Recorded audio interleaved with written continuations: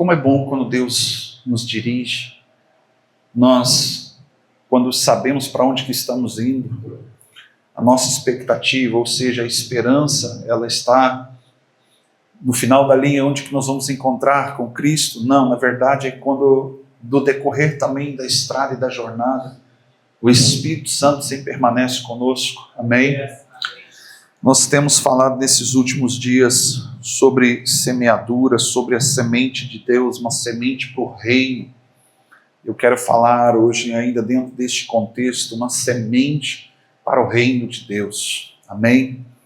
E esse ano, queridos, é um ano muito decisivo para a nossa nação, dado aos fatos, os acontecimentos escatológicos que a Bíblia menciona dos últimos dias, e a realidade atual de nações, né?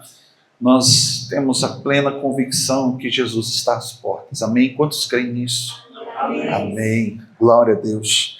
E eu tenho uma palavra para compartilhar com você que está no livro de Marcos, no capítulo 4, a partir do verso de número 26. Jesus, ele menciona uma parábola aqui. Muitas vezes você vai ver os discípulos perguntando na expectativa: Senhor, como é que é o reino? Fala um pouco para a gente. Me explica como que é o reino de Deus. Mas aqui Jesus está falando não só de um reino que ainda virá. A expectativa do reino que os judeus tinham no Messias era que ele fosse restaurar a ordem, o governo principalmente daquela época, porque afinal de contas o povo judeu, eles estavam sendo subjugados pelos romanos. O governo não estava na mão dos judeus e muito menos na mão do Senhor. Então os discípulos muitas vezes perguntaram e questionaram: como que é o reino? A palavra de Deus aqui, ela nos diz aqui, capítulo 4, versículo 26, fala assim: então contou-lhes que o reino de Deus é semelhante a um homem que lançou uma semente na terra. Enquanto ele dorme e acorda, durante noites e dias, a semente germina e cresce, embora ele desconheça como isso acontece.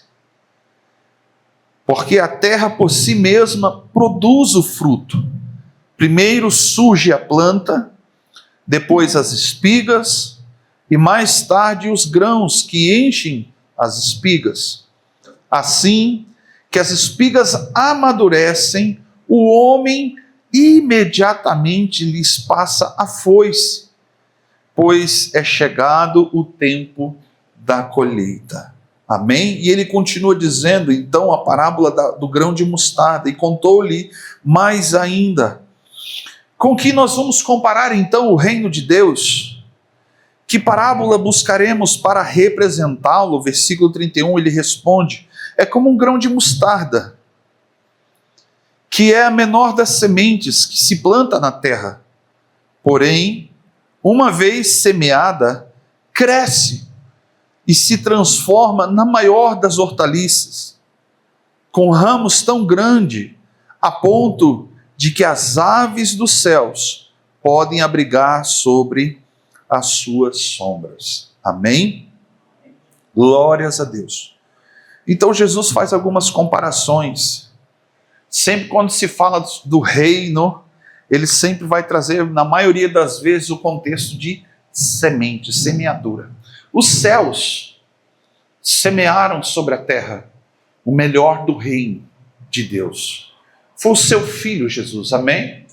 Mas esse contexto da parábola, a primeira parábola com a qual nós lemos, nós entendemos aqui que há uma contrapartida pelo qual eu, você, cada um de nós precisamos entender que quando recebemos a semente, nós lançamos sobre a terra preparada, lavrada, cuidada, e o texto diz que ele deita, dorme, descansa, acorda, ele vê as coisas acontecerem porque ele semeou, ou seja, ele está cuidando, ele está impedindo que venham os bichos que devoram, não sei como é que chama exatamente o contexto, né, da plantação, né? Mas quando você entra lá na fronteira, é coisa interessante. Eu perguntei uma vez para o pastor Helmut, sobre como que é a expectativa do coração dele quando ele semeia e planta nas terras dele. Ele falou, olha, eu lanço a semente, eu preparo, faço tudo que eu tenho que fazer. Mas antes de lançar a semente, eu espero o primeiro sinal de chuva. E quando eu lanço a semente, eu tenho fé no coração de que vai frutificar. Então eu deito e descanso, e eu comecei a lembrar dessas parábolas. Eu deito e descanso e aguardo o tempo da colheita. E no meio desse tempo eu vou cuidando para que as pragas, acho que esse é o nome mais específico, as pragas não venham devorar ali a planta, enquanto que ela está desenvolvendo. E o desenvolver do reino de Deus cabe a nós. Semear o reino de Deus cabe a nós. Jesus falou para os discípulos que o reino está em vós. Ele fala a mesma coisa sobre as crianças, que o reino de Deus está dentro das crianças.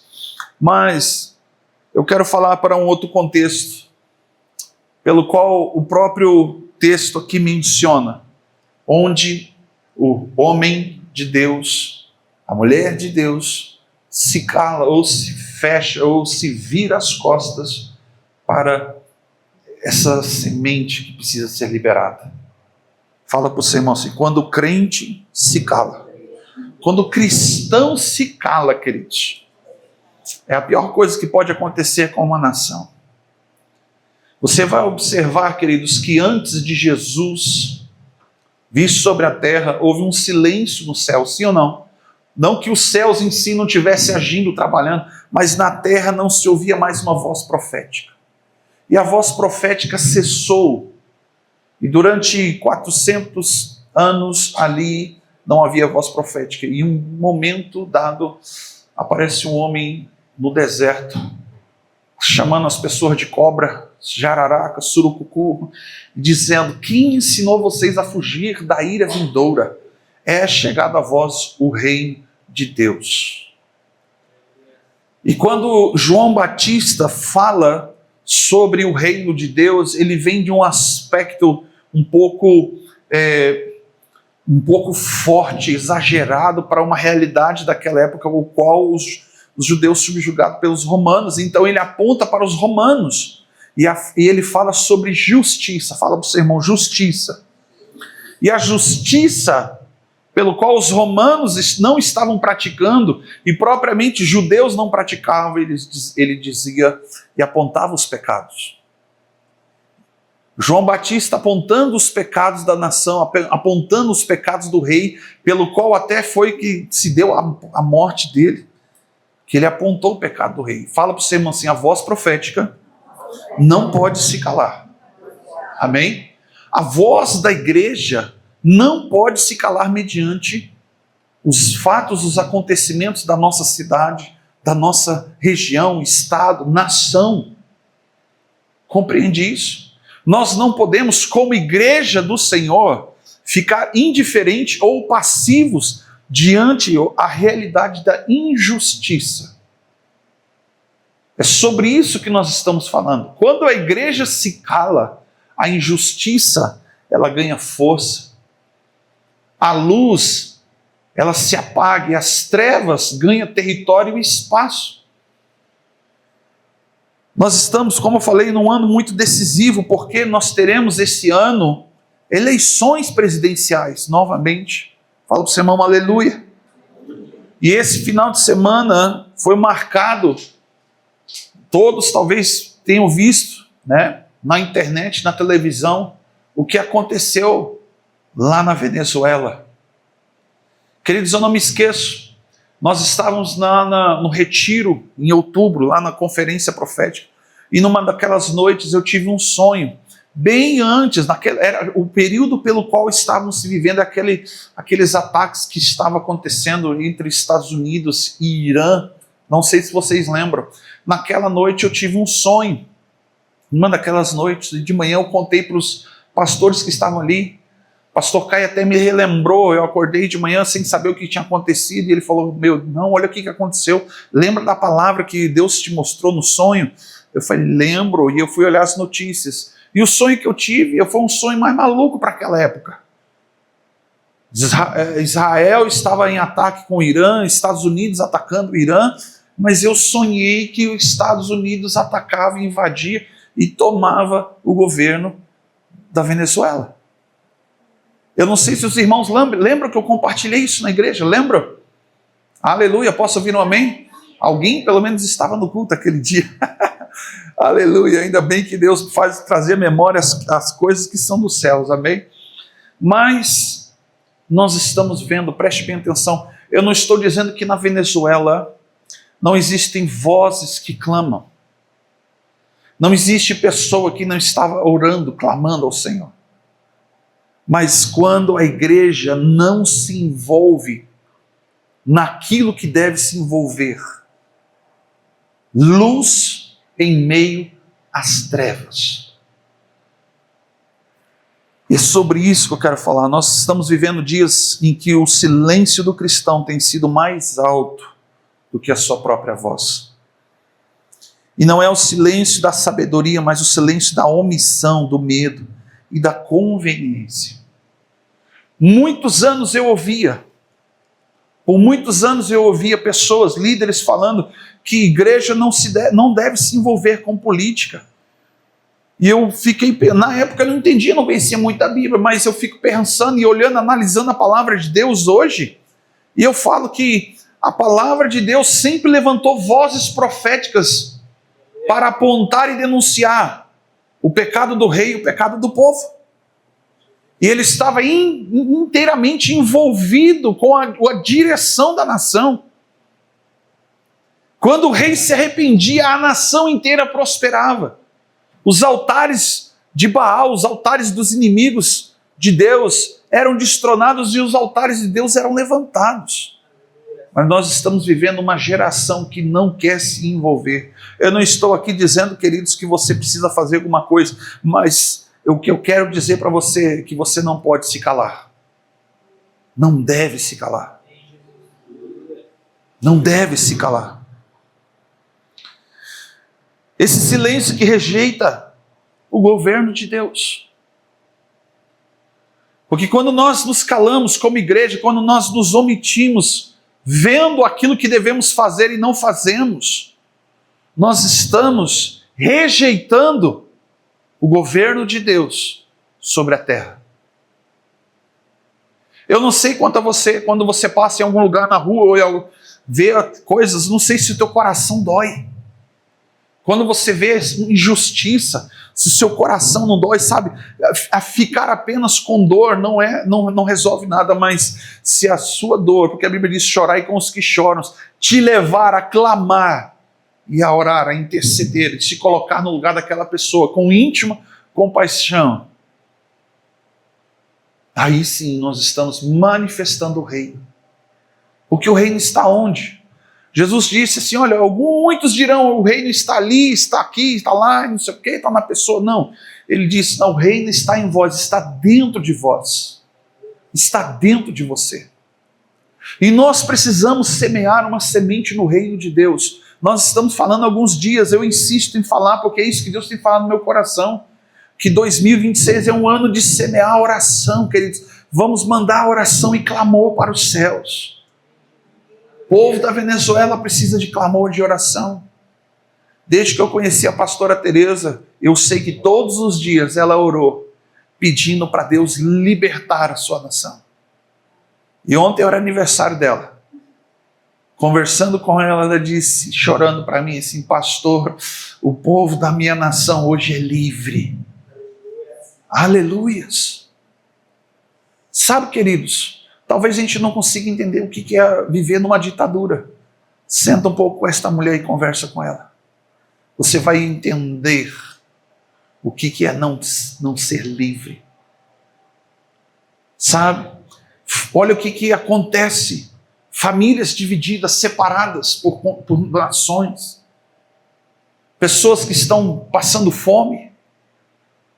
Sabe, eu nunca me esqueço de um testemunho que a pastora Teresa me contou.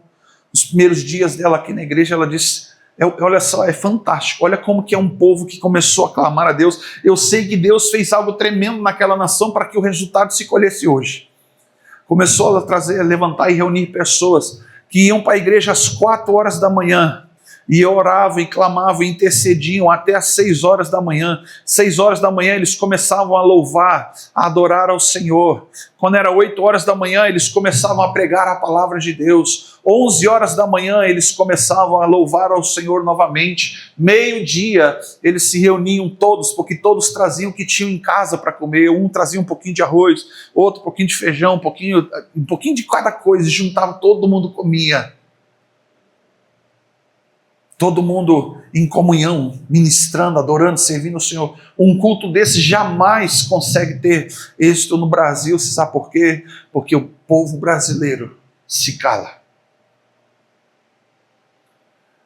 Nós, como cristãos, só nos levantamos quando está lá na porta da nossa casa, batendo e dizendo: abre a porta que nós vamos te prender. Lá em Portugal está acontecendo muitas coisas, na Europa também, sobre pregar o evangelho. Lá está começando a ter muita perseguição. Está tendo muita perseguição. O islamismo radical, eles estão aí na África matando crente. Matando muita gente, destruindo, queimando, tocando fogo nas igrejas. Jogando o cristão dentro de valas. E a gente não ora porque o nosso país aparentemente não tem perseguição. Queridos, uma semente maligna tem sido semeada nos últimos 60 anos no Brasil, e a igreja se calou e se omitiu, e quando começou a surgir escancaradamente, ao invés de se levantar uma voz profética, se aliou, sentou na mesa, nos banquetes dos reis e dos manjares dos reis. Nós não podemos nos calar, porque o nosso silêncio é rejeitar o governo de Deus sobre a terra. Você entende isso? Nós estamos num ano muito decisivo. Muitas lutas. Eu me lembro que o ano passado, que já foi alguns dias atrás, mas eu me lembro quando o pastor Bira liberava palavras aqui sobre Brasília, e aconteceu guerras, motins e tantas coisas, e ainda há outras coisas. Alguns dias atrás eu estava angustiado de noite porque eu acordei com um sonho.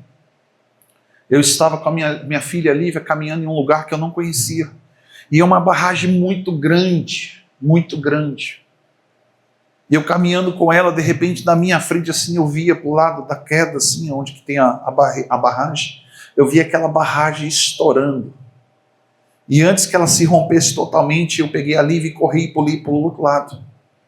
Porque para o lado para trás era muito mais longo para voltar do que seguir em frente.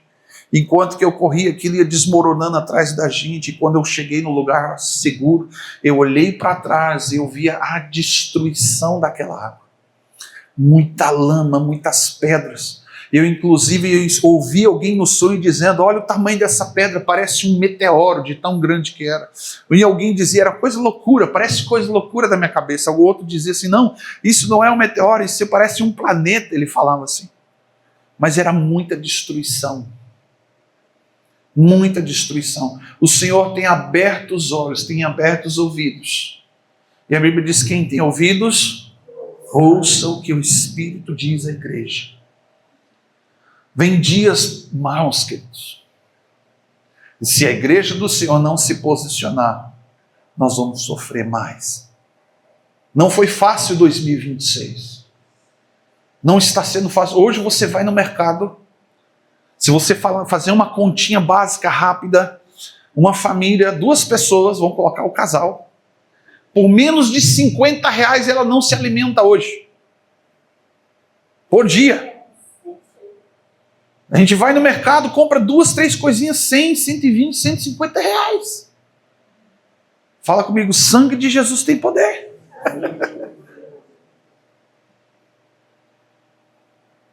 Você entende, queridos, que nós não podemos nos calar. Olha o que a Bíblia diz. Oséias capítulo 8, versículo 4 diz assim, ó, olha só o que é a nação não entender o governo de Deus. Porque eles estabeleceram reis, mas não por mim. Levantaram homens para governar a nação, mas que não foi levantado pelo Senhor. E o que acontece? O povo sofre. Oséias denuncia aqui os pecados de Israel e que eles precisam tomar decisões em consultar ao Senhor todas as vezes que houver decisões, e não por ignorância. Não por ignorância. Eu estava vendo tudo isso aí depois que eu vi as notícias todas sobre a Venezuela. Eu fiquei pensando, eu falei, Deus, porque agora eu entendi por que o Senhor me fez ouvir tanto podcast de geopolítica cristã. Eu falava, cara, isso aqui não dá para pregar na igreja. Não dá para pregar na igreja. Mas eu comecei a entender como que o mundo está se movendo e se preparando, sabe? Preparando a chegada do anticristo que já está aí vivo. Nunca na história da humanidade, o ano passado teve uma data específica onde que se concluiu pela ciência que a ciência nos últimos 10 anos avançou 100 anos. Cumprindo o que a Bíblia diz que nos últimos dias seriam abreviados. A ciência se multiplicaria. Outras coisas que têm acontecido no cenário religioso mundial. A unificação. O ecumenismo. Nós precisamos, como igreja, abrir os olhos. Pastor, mas somos tão pequenos. A palavra de Deus diz que Deus consulta Abraão. Não, Abraão consulta Deus assim: Senhor, se tiver um justo, o Senhor vai poupar essa cidade? Ele começa lá com um número bem alto. Mas se tiver um justo, Abraão, eu vou poupar essa cidade. Eu vou poupar esta nação.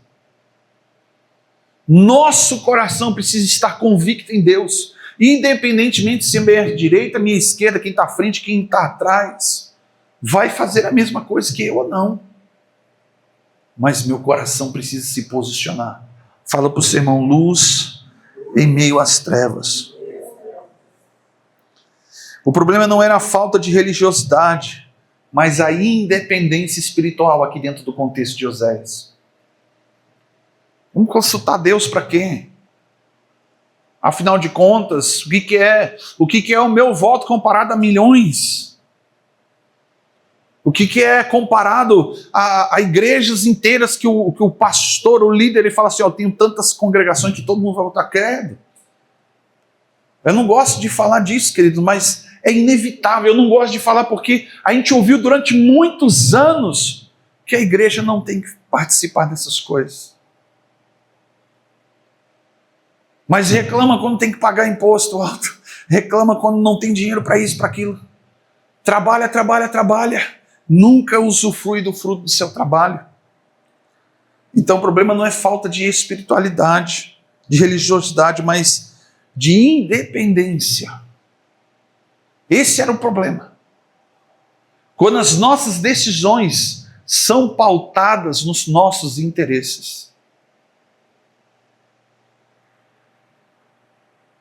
Quando o crente se cala, quando o cristão se cala, Deus deixa de ser a referência. Sabe o que eu ouvi esses dias? Não está nem aí depois se a plataforma proibir. Eu ouvi um áudio de um Supremo Juiz Federal dizendo que tem que parar os crentes. Você ouviu isso? Sim ou não? Tem que parar os crentes, a família tradicional. Por quê? Porque eles clamam a um Deus que é superior, e ele dizia com um tom de arrogância que eles eram o supremo, a força maior dessa nação. Quem ouviu isso? Ali, este homem, este povo que tem esse mesmo entendimento, eles assinaram a sua sentença de juízo, porque o juiz dos juízes não se cala, não fecha os olhos. A Bíblia diz, de Deus não se zomba, não se engane, Supremo Tribunal Federal do Brasil. Não se engane, povo brasileiro. Ninguém zomba de Deus e fica vivo para contar a história. Você entende isso? Quando Deus deixa de ser a referência, a vontade do homem assume o controle. E o protagonismo substitui a obediência. Porque eu vou fazer história, porque isso, porque eu. Vamos voltar ao temor do Senhor. Quando nós nos silenciamos diante da vontade de Deus e rejeitamos o seu governo, o silêncio oprime o povo e entristece a cidade. Olha o que diz Provérbios, capítulo 29, versículo 2. Quando o justo governa, o povo se alegra. Porque é tempo de fartura. É quando Deus tem liberdade de agir com justiça. Sabe, por muitas vezes eu fiquei pensando, poxa, por que Deus não levantou profetas para pegar um grupinho de pessoas, uma igreja ali, ou um povinho de uma cidade, ou uma tribo, para fazer justiça? Não, ele sempre levantava profetas para reis, porque o rei, o governante, tem a autonomia diante do povo, de ditar o rumo, de direcionar o rumo daquela nação. É ele que levanta altares, é ele que derruba altares. Então, por que a importância que nós precisamos dar em levantarmos o governo de Deus na terra? Olha, isso foi tão sério que Deus rejeita um rei chamado Saul, levantado pelo homem, rejeitado pelo governo do homem. E aí Deus levanta um homem segundo o coração dele. E quando esse homem, o rei Davi, se assenta no trono, olha, a declaração dele é fantástica, queridos. Ele diz: agora, Senhor, é o Senhor quem reina. Ele não estava dizendo de si. Ele estava dizendo: agora, finalmente, é o Senhor quem vai governar essa nação. Sabe, queridos, eu acredito que a nação brasileira ainda não viu. E eu acredito, queridos, por causa de uma promessa de avivamento sobre essa nação. Um dia nós vamos ter um governo justo, íntegro, reto. Nem que seja no reinado do milênio, amém? Nem que seja no reinado de Cristo na terra. Mas se calar, ficar em silêncio, é a pior coisa que pode acontecer com os filhos de Deus. Os filhos de Deus entraram no Egito, lá na época de José. Eles ficaram quietinhos, em silêncio. A nação deles estava passando fome. Vamos ficar aqui quietinho, vamos ser cuidados. Passou o tempo de José, passou o tempo ali dos irmãos de José. Foi vindo uma geração, foi passando outra. A Bíblia diz que houve um faraó que não sabia da história de José. E aquele povo, ao invés de se posicionar, começou a ser escravizado. 400 anos eles se tornaram escravos ali no Egito. E um dia a Bíblia diz assim que Deus ouviu o clamor do seu povo.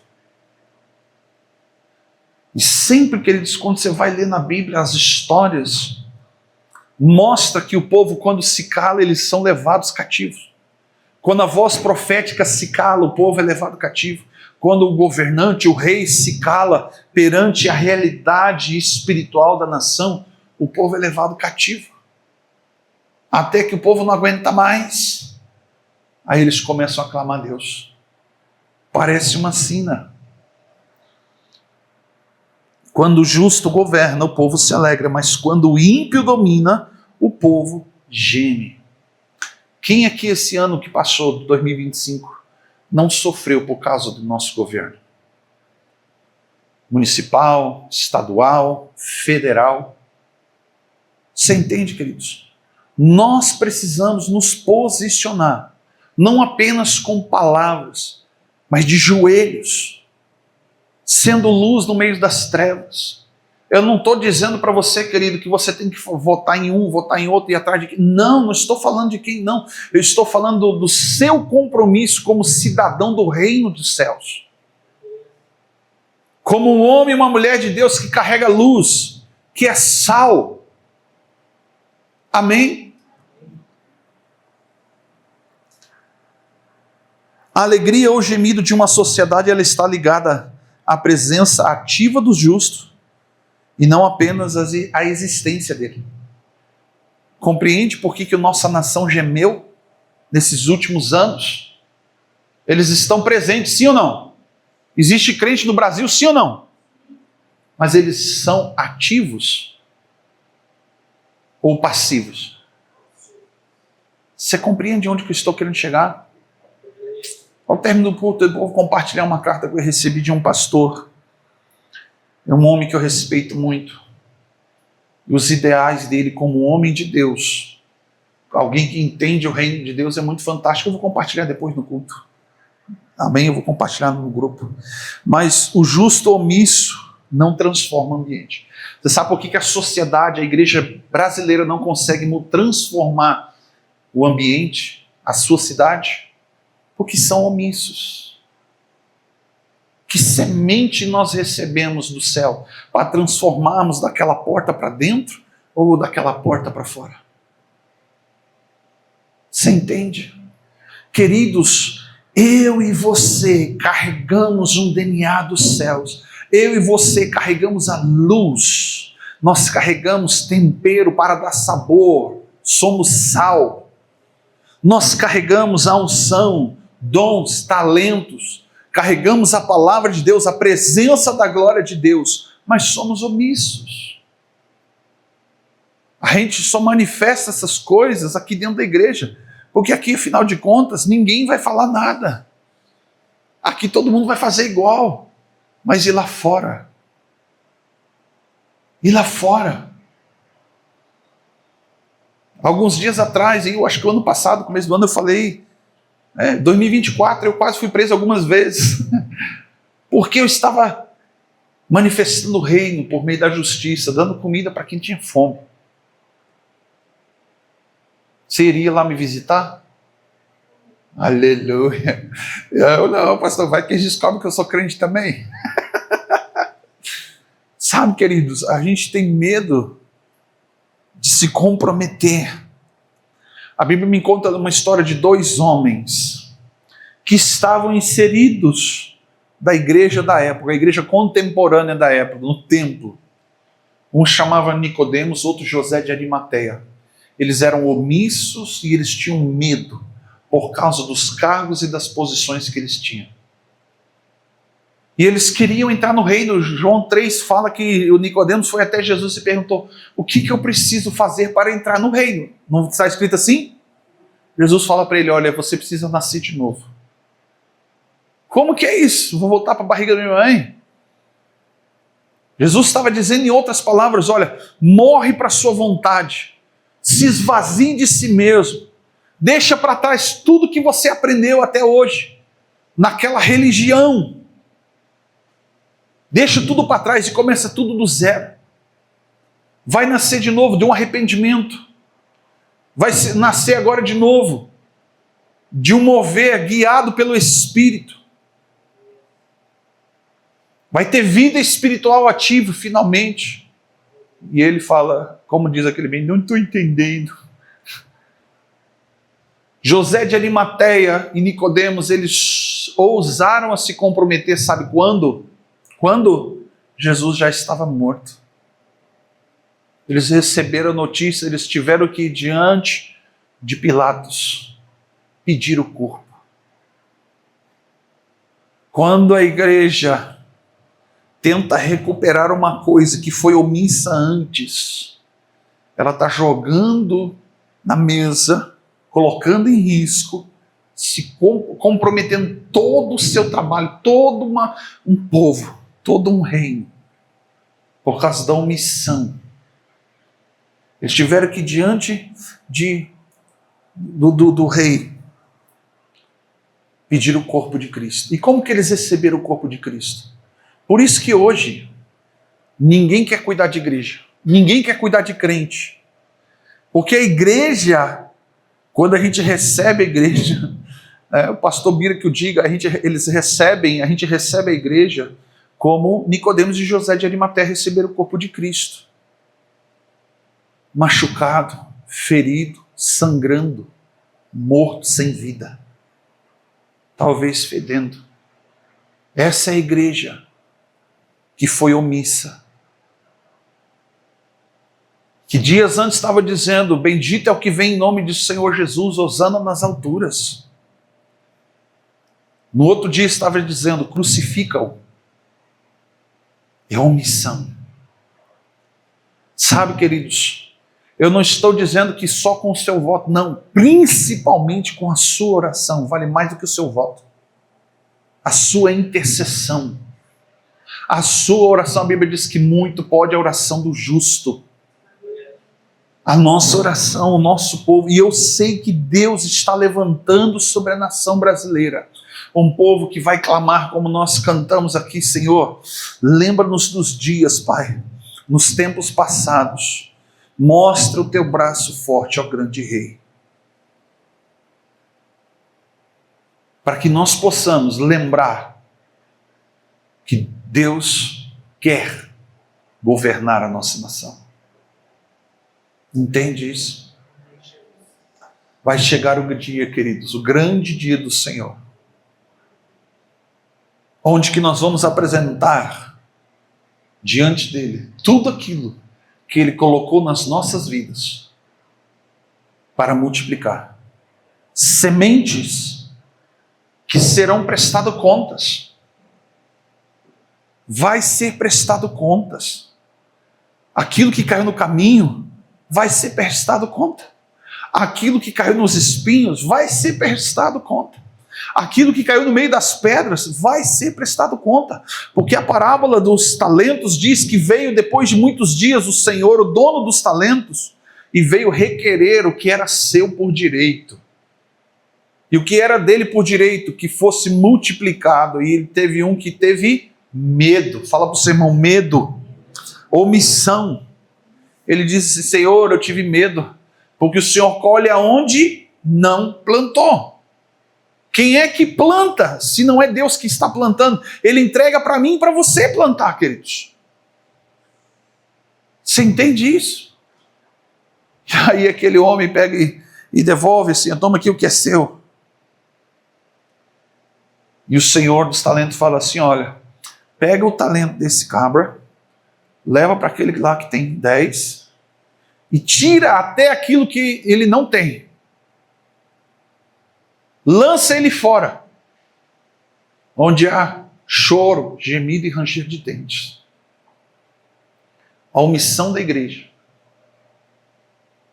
vai levar muita gente para o inferno.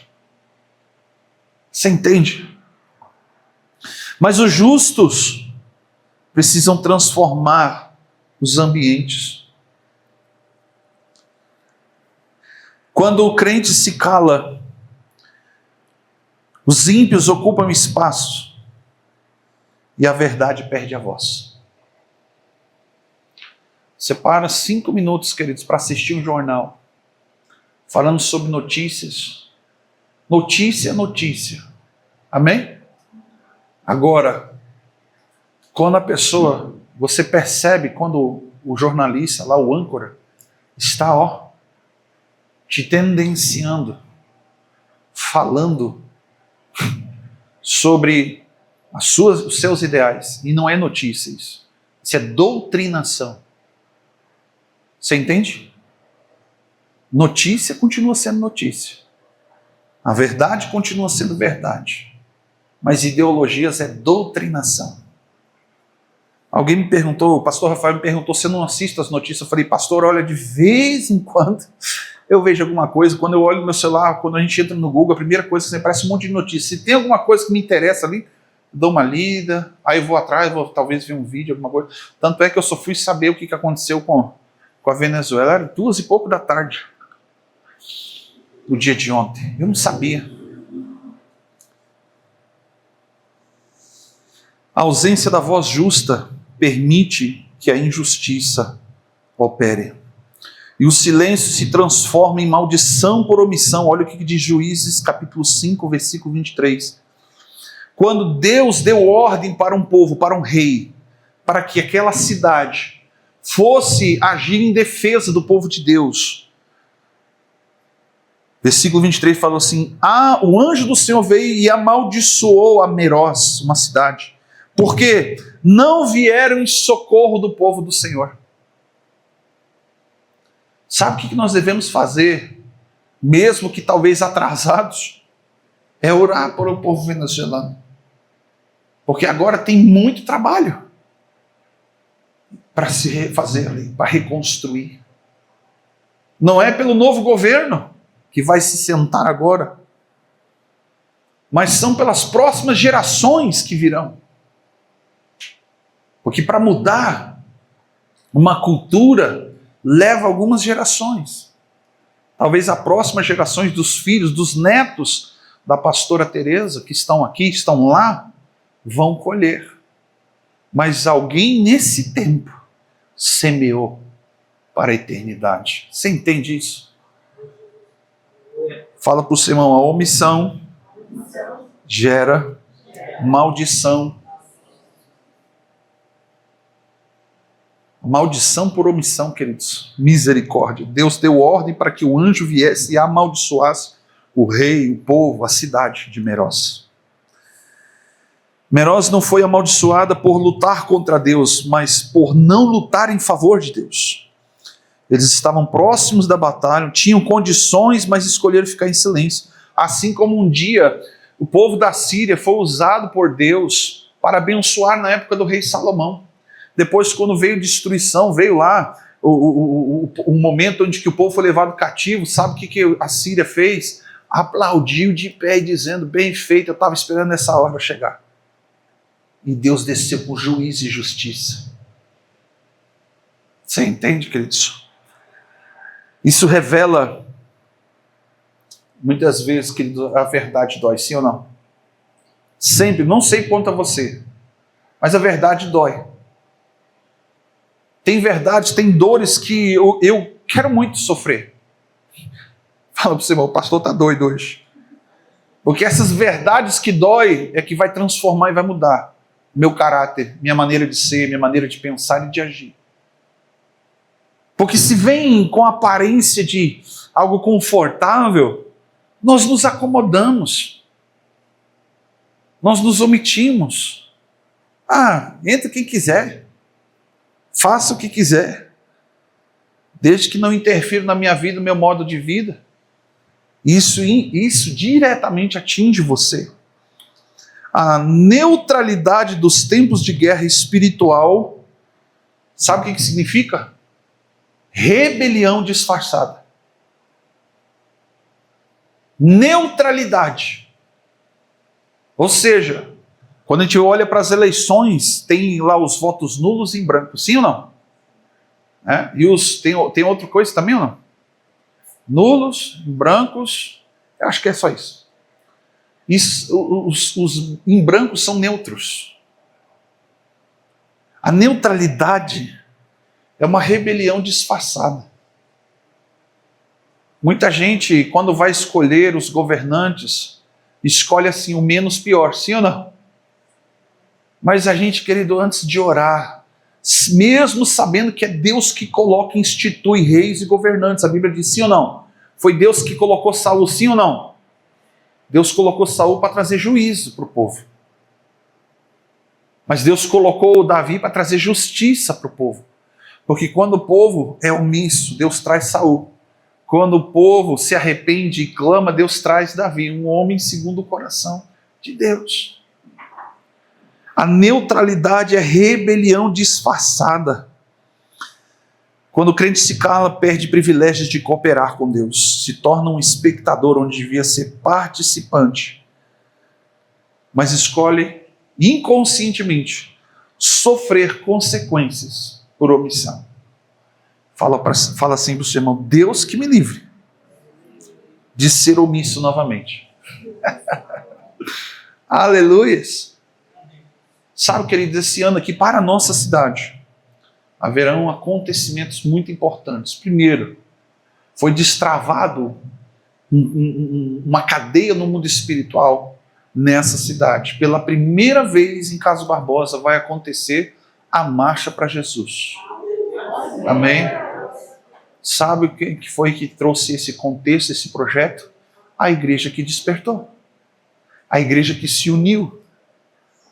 A igreja que está trabalhando para romper a injustiça, para quebrar ciclos onde que foi dado território para o inimigo, onde foi dada uma geografia para Satanás atuar na nossa cidade.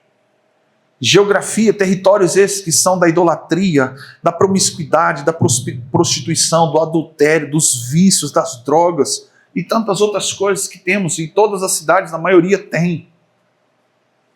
Mas é quando a igreja aparece, querido, trazendo luz no meio das trevas, a sociedade muda. Quando a verdade fica guardada só para você é omissão, mas quando você semeia e planta, quando você abre a sua boca e fala, você está trazendo luz no meio das trevas. Lembra da parábola que nós começamos? O semeador lança semente, ele planta e ele vai deitar e vai dormir, porque ele não sabe como, mas ele sabe que vai crescer. Não sabe quando, mas sabe que vai frutificar. Ele só fica aguardando o momento da colheita. Se nós não semearmos, lembra Gálatas 6:9? Vamos continuar fazendo o que é certo. Falamos aqui, na quarta-feira, no culto da virada. Vamos continuar fazendo o que é certo. E não vamos desanimar. Não vamos desfalecer. Sabendo que ao tempo do Senhor nós vamos colher. Haverá colheita, queridos. Mas cabe a mim e a você semear no reino.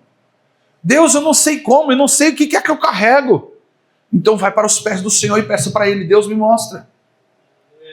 Se eu não sei ir até essas pessoas, tragam elas até mim.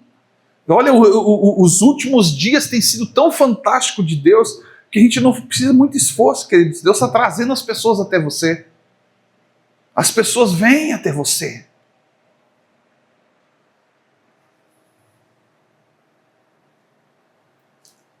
Aleluias.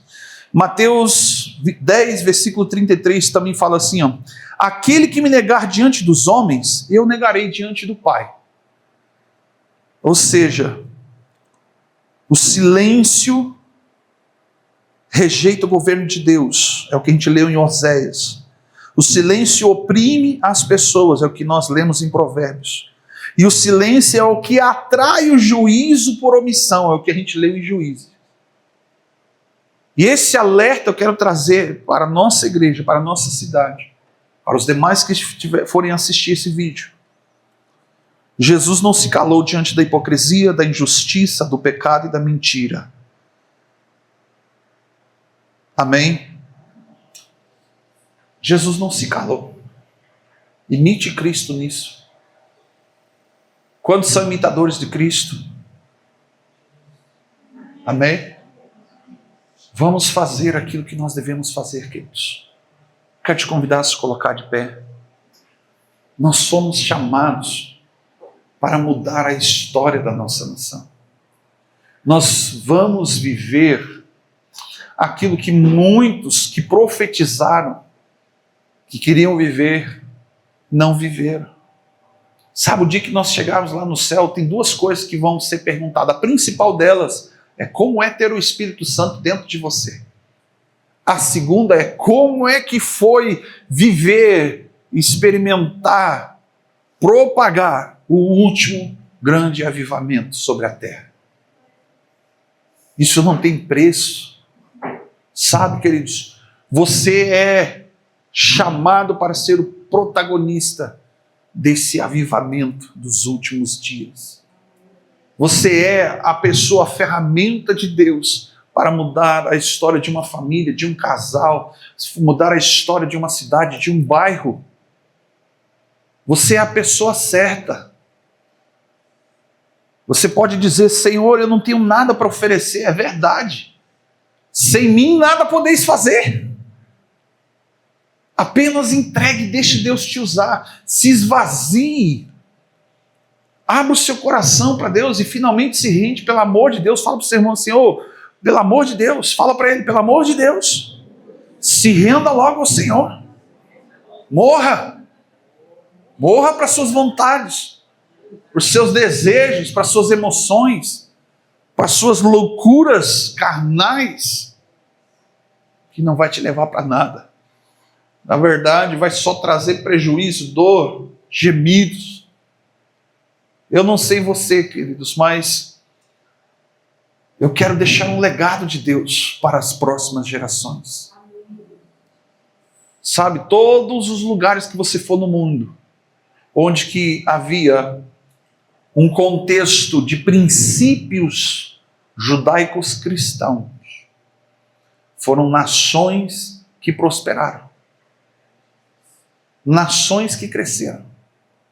Mas quando cresceu tanto que não havia mais espaço para Deus, não porque Deus não tivesse agindo ou fazendo, Deus começou a espalhar. A gente fez lá na conferência, o pastor Emerson, ele trouxe um mapa dos últimos 100 anos do Evangelho. O hemisfério norte era predominante. E aí, a partir dos anos 80, 90, começou a transicionar para o sul, o hemisfério sul. O hemisfério sul é o povo onde tem mais cristãos no mundo. E por que Deus escolheu o Brasil? Por que Deus escolheu você? As nações da terra sabem que Deus escolheu o Brasil para ser protagonista do avivamento dos últimos dias. Eu conheço homens, mulheres, que saíram das suas nações, estão vivendo aqui no Brasil, porque eles querem participar, eles querem aprender com o povo brasileiro. Sabe, queridos, a gente fica pensando, não, a gente é tão simples, às vezes muito cheio de fruque-fruque, mas, gente, o povo das outras nações, eles querem viver o que eu e você fomos chamados para viver. Se eles querem viver e nós muitas vezes não entendemos, não conseguimos, sabe, descer no nosso entendimento. Poxa, Deus me escolheu mesmo para as nações, para gerar o último grande avivamento antes da sua volta. Olha para o seu irmão e fala, é você. Fala, aponta o dedinho para ele, é você. Não importa a sua idade, é você. Não importa o seu cargo na igreja, é você. Não importa onde você mora, sua condição social, mas é você que Ele escolheu. Sabe, dentro da sua realidade, Ele vai te usar, queridos, para alcançar pessoas. Aleluias. Domingo, hoje que dia? Não, sexta-feira. Estou perdido no tempo. Sexta-feira, nós fizemos um batismo de um rapaz que na noite do Natal, ele estava morando com um monte de outras pessoas na mesma casa, que eram drogados. E quando foi na noite do Natal, pela realidade familiar que eles vivem, eles começaram a usar droga e aquele rapaz saiu da casa, que ele já estava um tempo assim limpo, 6 meses sem usar drogas. A pedido do pai que faleceu há 3 meses, ele fez um propósito que ele nunca mais ia se envolver com isso e queria uma oportunidade de Deus para se reconciliar e se batizar. Isso foi na quarta-feira de Natal. Sexta-feira nós batizamos aquele rapaz. Você tinha que ver a alegria, a mensagem que ele mandou depois para os pastores. Sabe, ele não é da nossa região, mas ele mandou mensagem dizendo, olha, aquela noite eu saí, peguei o Uber, não sabia nem para onde ir, botei qualquer lugar aleatório, porque eu só não queria ficar naquele ambiente. E eu encontrei Jesus dentro de um carro, falando comigo. Aleluias. Aleluias. Você às vezes, não sei se você tem noção disso, mas, querido, tem horas, tem momentos que eu estou parado assim em algum lugar, sei lá, fazendo alguma coisa, e eu ouço a voz do Espírito dizendo assim, ó, foi para essa hora que eu te preparei. Lembra aquilo lá? Lembro. Então, foi para essa hora. Aí eu olho o ambiente, a situação, a realidade. Eu já começo a rir antes, porque eu sei que Deus vai mudar alguma coisa. Deus vai fazer alguma coisa. E eu estou dizendo e liberando essa palavra hoje, porque eu sei que Deus vai fazer algo no nosso país. Amém? Deus está dando um grande livramento para a nossa nação. Aleluia. Para mim não importa a pessoa, o que importa é quem Deus vai colocar. Amém? Amém, queridos? Feche os seus olhos.